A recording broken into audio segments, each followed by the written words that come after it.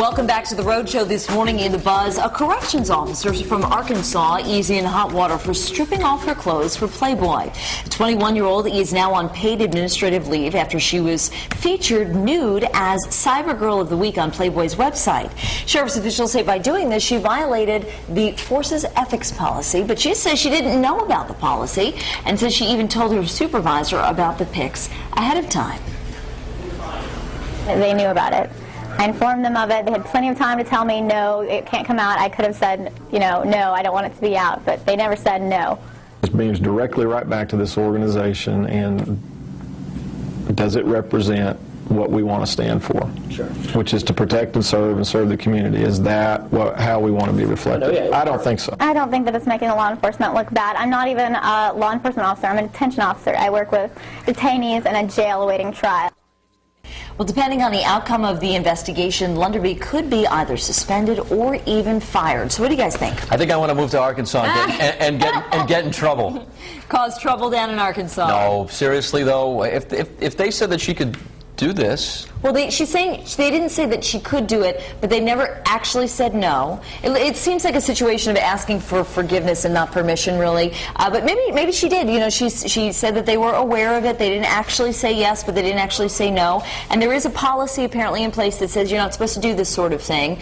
Certainly in our contracts we have a moralities clause where there are certain things that we can and can't do, and the station gets to decide what those things are. Well, Ben doesn't. Ben does not. But we do. Hence that his swinging from the chandeliers at the Portuguese Club right now as we speak. But what do you guys think? Should she be fired? Should she? What do you think? I think if the ethics clause is there, if it's already part of the employment rules that she signed on to, then I think she's probably out of luck. I think if it's there, it's there. But if it's not, if it was never given to her and passed out as part of her employment, then I think really she's got to just be allowed to do what she wants to do. But I think you're right. And even in certain industries, like my mother's a teacher, your mom's a teacher, they're careful outside of the classroom because they are, to these little kids, you know, a special role in their lives, and they have to watch what they do outside of work. So that's the job. Well, I don't know this woman, but I'm assuming that she wants to do more in her life than just be a correctional officer. I don't know that, but you know, looking at her, she kind of looks more like she's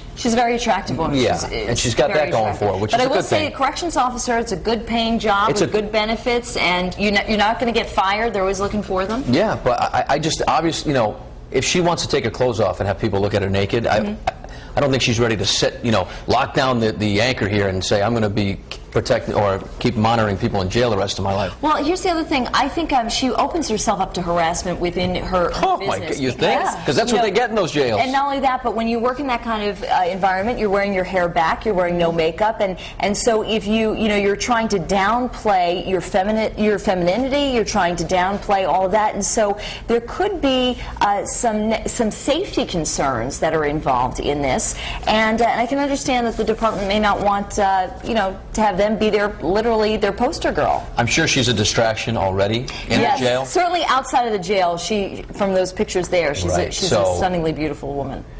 So I hope I don't know what happens, but I hope you have success in your life. Okay.